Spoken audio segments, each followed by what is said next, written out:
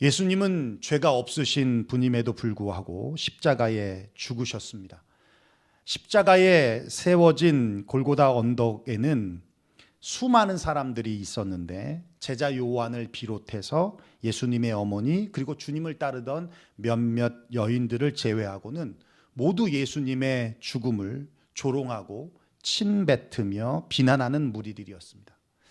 사실 그 무리들의 행동이 그리 문제가 되지는 않습니다.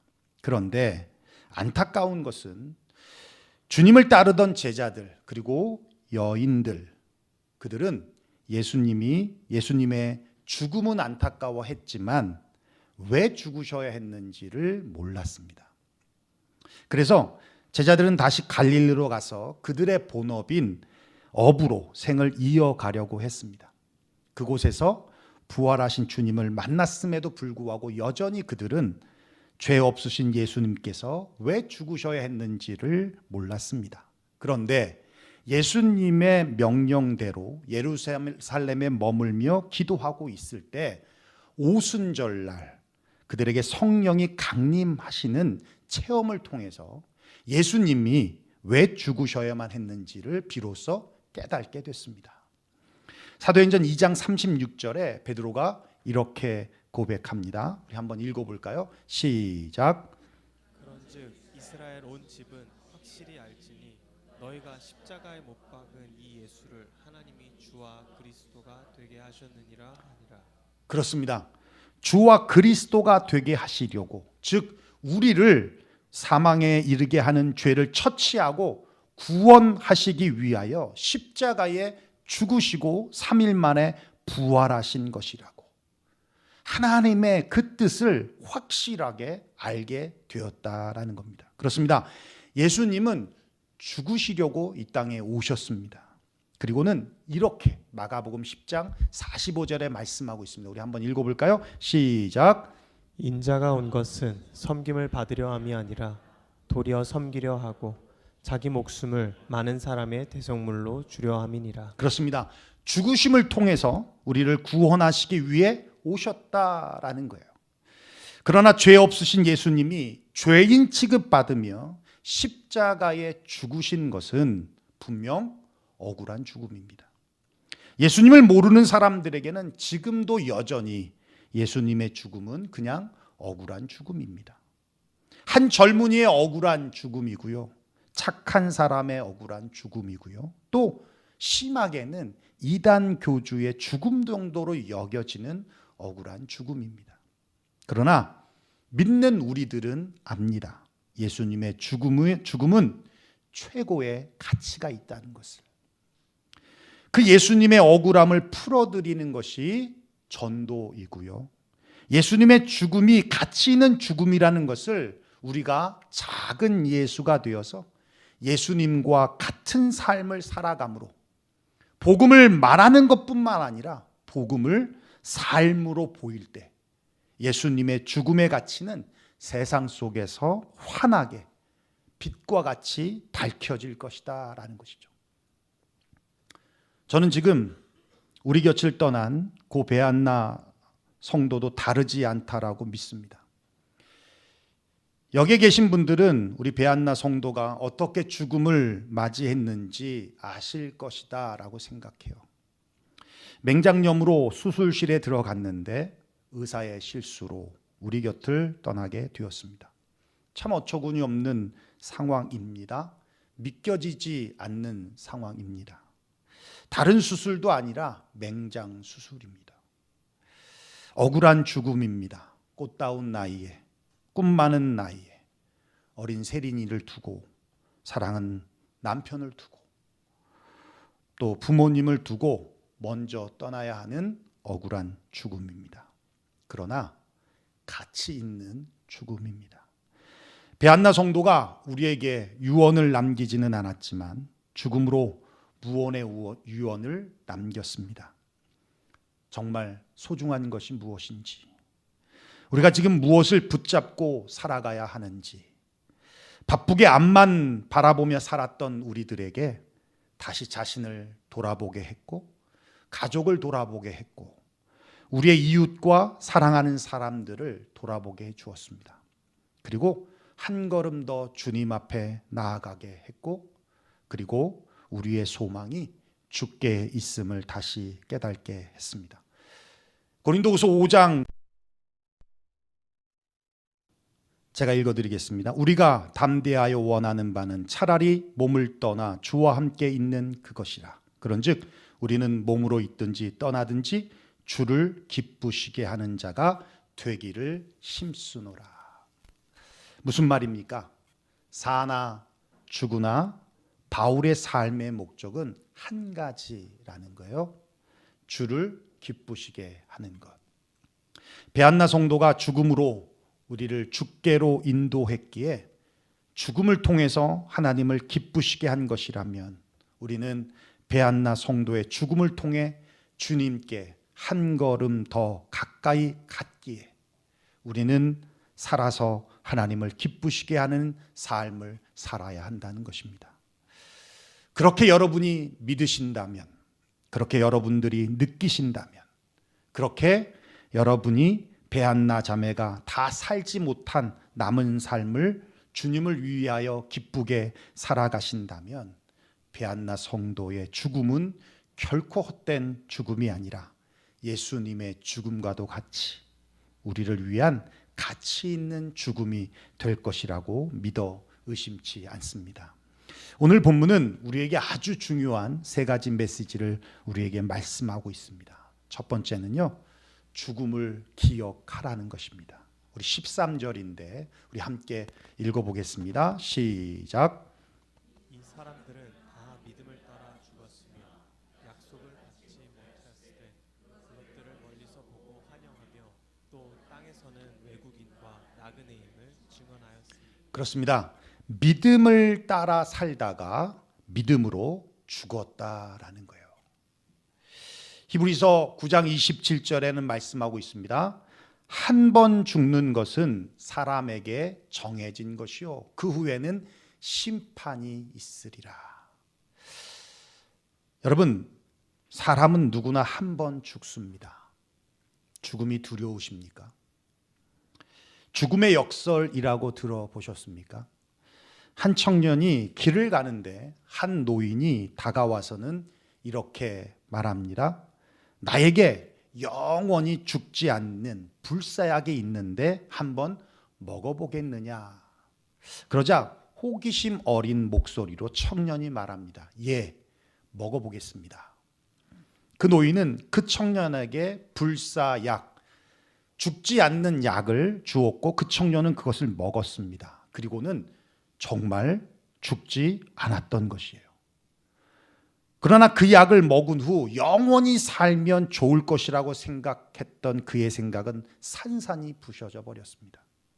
그는 가족과 이웃과 그리고 사랑하는 많은 사람들이 수없이 죽어가는 것을 혼자 지켜보면서 혼자 죽지 못하고 고독과 싸워야 하는 가혹한 운명의 소유자가 되었습니다.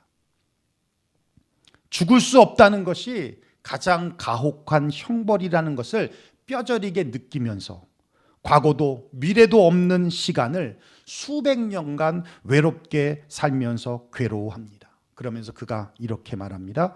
나는 죽는 게 무섭다. 그러나 홀로 남아 사는 영원한 생명은 죽는 것보다 더 가혹하다. 그러면서 죽음이 있기에 인생은 아름답다. 이것이 죽음의 역설입니다. 죽음이 있기에 인생이 더욱 아름답게 느껴지듯이 죽음이 두려운 것이 아니라 오히려 죽음이 있기에 살아있다는 것을 더욱 소중하고 가치 있게 여겨야 하는 것이죠. 우리가 정말 두려워할 것은 죽음이 아니라 죽음 뒤에 있을 심판입니다. 계시록 14장 13절에 말씀하고 있어요. 우리 한번 읽어볼까요? 시작. 또 내가 들으니 하늘에서 음성이 나서 이르되 기록하라. 지금 이후로 주 안에서 죽는 자들은 복이 있도다 하시매 성령이 이르시되 그러하다. 그들이 수고를 그치고 쉬리니 이는 그들의 행한 일이 따름이라 하시더라. 그렇습니다. 죽는 자들은 복이 있도다. 그들이 수고를 그치고 쉬니라. 여러분, 죽음이 복되다고 말씀하고 있습니다. 왜요? 모든 수고를 그쳤기 때문에요? 아니요. 주 안에서 죽은 자들이 복된 것입니다. 왜요?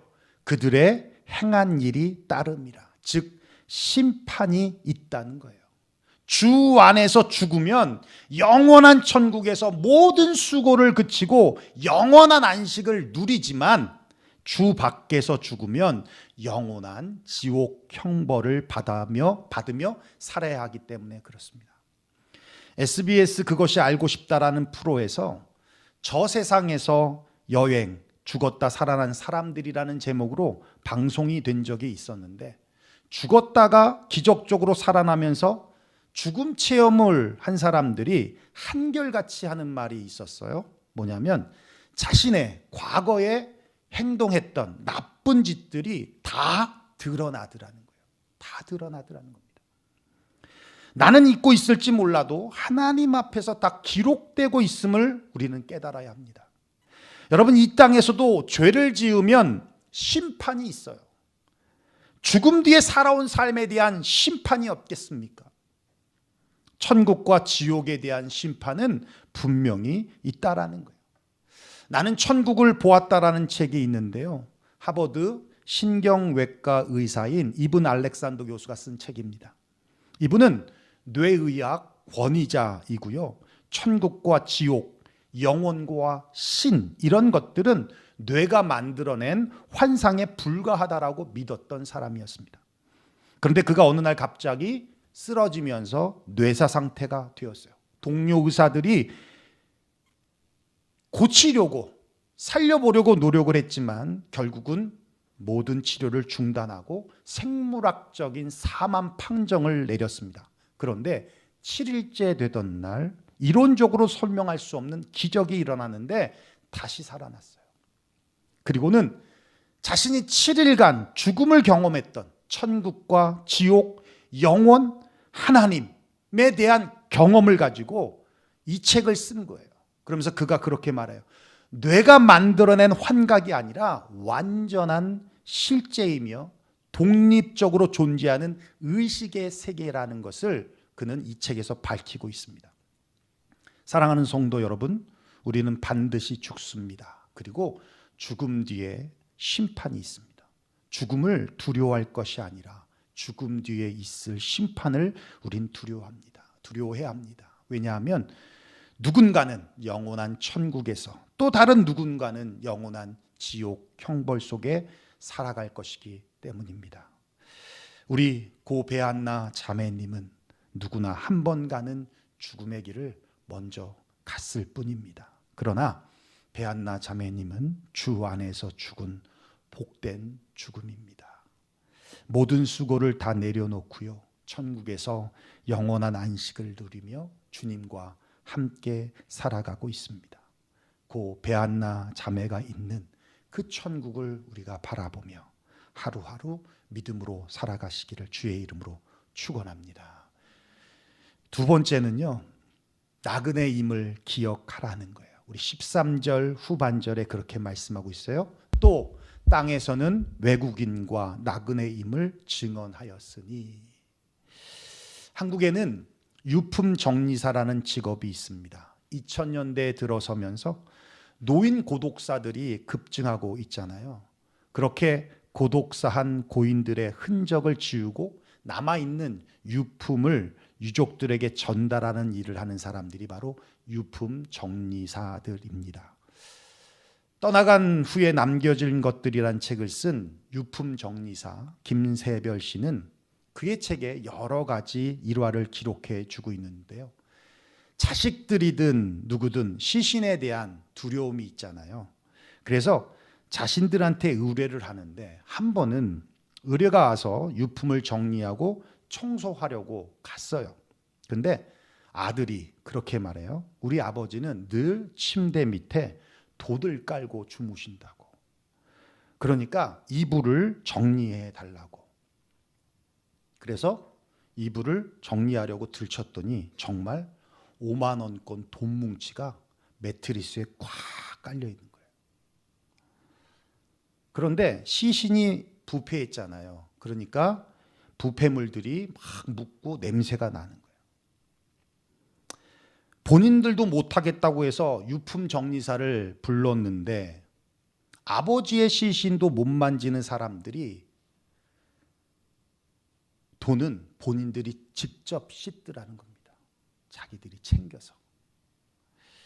돈이 뭔지 가져가지 못할 돈을 죽는 날까지 바닥에 깔고 자야 했던 모습이나 아버지의 죽음 앞에서 오직 돈만 탐하는 자식들, 어찌 보면 저와 여러분들의 모습일 수 있고요. 또 우리 인간들의 모습일 수 있지 않은가라는 생각을 하게 됩니다. 그렇습니다. 여러분, 우리는 다 나그네 인생으로 삽니다. 어차피 빈손으로 왔다가 빈손으로 가는 거예요. 욕심 부리지 마십시오. 욕심이 화를 불러서 험악한 인생이 됩니다. 돈을 쫓지 마십시오. 그러면 허무한 인생이 찾아옵니다. 하나님을 쫓으십시오. 그러면 주님이 주시는 복을 누리게 될 줄로 믿습니다. 이 땅에 나그네 인생을 살고 먼저 간 배한나 자매님이 있는 그곳에 우리의 소망을 두고 살아가는 인생이 되시기를 주의 이름으로 축원합니다. 마지막 세 번째는요, 우리의 본향은 천국이라는 것을 기억하라는 거예요. 우리 16절 한번 볼까요? 한번 읽어보겠습니다. 시작. 그들이 이제는 더 나은 본향을 사모하니 곧 하늘에 있는 것이라. 이러므로 하나님이 그들의 하나님이라 일컬음 받으심을 부끄러워하지 아니하시고 그들을 위하여 한 성을 예비하셨느니라. 연어는 민물인 강에서 태어나서 일생을 바다에서 삽니다. 그러다가 죽을 때가 되면 다시 고향인 민물로 돌아와서 알을 낳고 죽습니다. 정말 불가사의한 것은 이 연어가 나침판이나 이정표도 없이 망망대해의 수만 마일을 돌고 돌아 자기가 난 곳으로 정확하게 찾아온다는 거예요.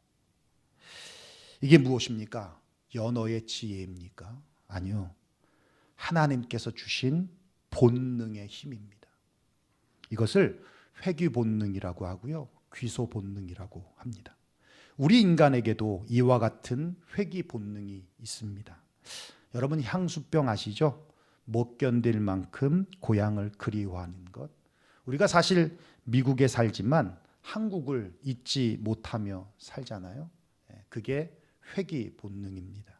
마찬가지로 우리가 나그네로 이 땅에 왔다면 반드시 돌아갈 곳이 있습니다. 그곳이 바로 우리의 본향, 본래의 고향인 천국입니다. 그곳에는 우리의 집이 있습니다. 그 집은 우리가 지은 것이 아니라 하나님이 직접 지으신 집입니다. 고린도서 5장 1절에 말씀하고 있어요. 우리 한번 읽어볼까요? 시작. 만일 땅에 있는 우리의 장막집이 무너지면 하나님께서 지으신 집 곧 손으로 지은 것이 아니요 하늘에 있는 영원한 집이 우리에게 있는 줄 아느니라. 그렇습니다. 요즘 한국 예능을 보면 집 자랑하는 프로그램들이 너무 많습니다. 정말 보면 의리의리한 집도 있고요, 편리하게 지은 집도 있고요, 미로처럼 신비롭게 지은 집도 있고요, SF 드라마나 영화에 나올 법하게 지은 미래의 집도 있습니다. 사람이 지은 집도 호기심을 자극할 만하고 또 눈을 의심할 만큼 화려하게 멋있게 짓는데 하나님이 손수 지은 집은 어떻겠습니까? 저와 여러분 한 사람 한 사람을 위하여 주님이 직접 지은 집이 본향인 천국에 있다라고 성경이 기록해 주고 있습니다. 그렇습니다. 주 안에서 고인이 된 우리 배한나 자매님은 이 땅에서 렌트하며 살았습니다. 우리의 본향인 저 천국에는 주님이 직접 지어주신 영원한 집이 있고 지금 그곳 영원한 집에서, 주님이 지어주신 집에서 영면하고 있습니다. 믿음의 눈을 들어 보십시오. 그러면 하나님이 직접 지으신 천국에 나의 집이 보일 것입니다.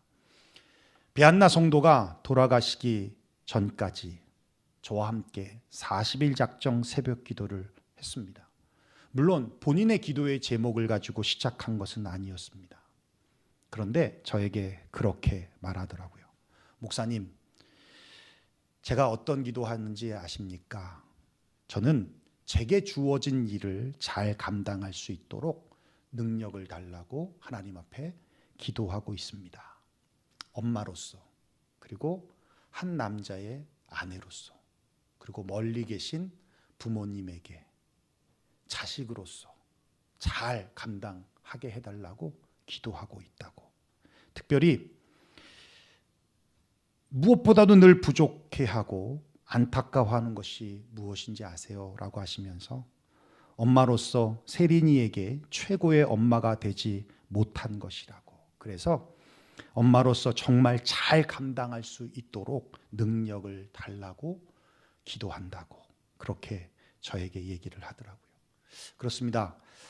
사랑하는 아내를 먼저 떠나 보내야 하는 남편의 아픔이 있습니다. 그리고 자식을 먼저 보내야 하는 부모님의 아픔과 가족의 아픔도 있습니다. 사랑하는 친구를 보내야 하는 우리 지인들의 아픔도 있습니다. 또 먼저 사랑하는 교우를 보내야 하는 우리 유영의 성도들의 아픔도 있습니다. 무엇보다 엄마의 얼굴도 모르고 자라야 하는 우리 세린이가 있어요. 사진 하나 볼까요? 많이 컸죠? 참 감사하게도 이제는 잘 걷죠? 벌써 두 돌입니다. 두 돌이에요. 10월에 그죠? 10월이죠. 지난 우리 11월인가요? 그래서 우리 돌예배도 우리 드렸었는데 세린이가 저렇게 잘 자랐습니다. 주님의 위로하심이 함께 하시길, 또 우리 세린이가 믿음의 자녀로 잘 자라날 수 있도록 여러분 기억하셔서 기도해 주시기를 부탁하고, 뿐만 아니라 우리 고 베안나 성도님의 죽음이 헛되지 않도록 주님을 기쁘시게 하는 삶, 저 천국을 바라보는 삶, 나그네로서의 그 정체성을 잊지 아니하고 우리도 베안나 자매가 먼저 갔던 그 죽음의 길을 우리가 간다는 것 우리 기억하면서 주님께 기쁨이 되어드리는 삶을 사는 저와 여러분 되시기를 주의 이름으로 축원합니다. 기도하겠습니다.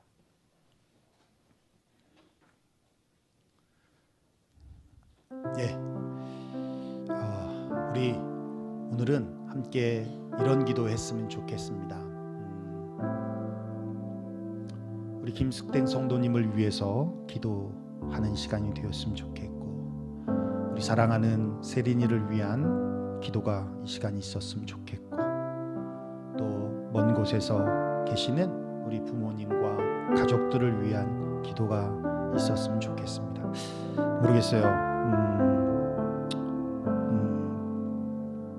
제가 이 일주기 추도 예배를 드리는 것이 누군가가 나에게 말씀해 주셔서 그런 것이 아니라 한 달 전에 하나님 앞에 기도하면서 우리 베안나 자매님의 일주기가 가까이 왔음을 또 느끼게 되더라고요.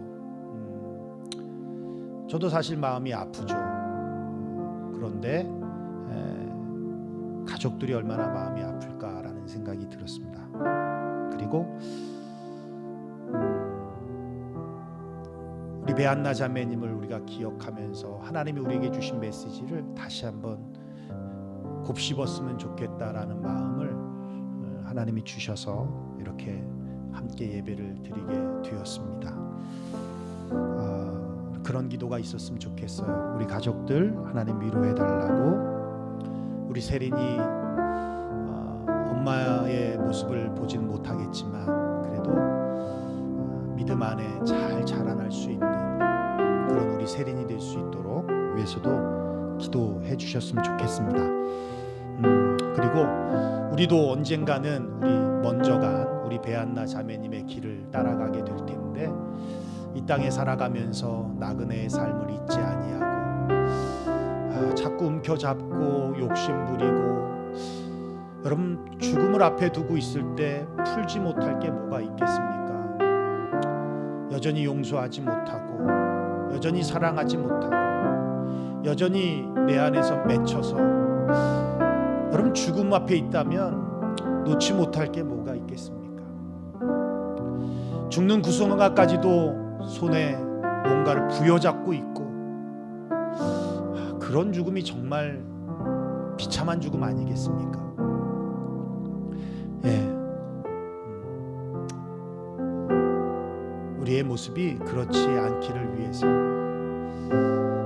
하루하루 살아가면서 저 천국을 더욱더 바라보고 사모하며 이 땅에 욕심이 아니라 이 땅에 허무한 것을 쫓는 것이 아니라 영원한 소망 되신 우리 주님을 향하여 나아가는 정말 지혜로운 삶이 우리 안에 있기를 또한 기도했으면 좋겠습니다. 우리 함께 조용한 목소리로 같이 기도하겠습니다.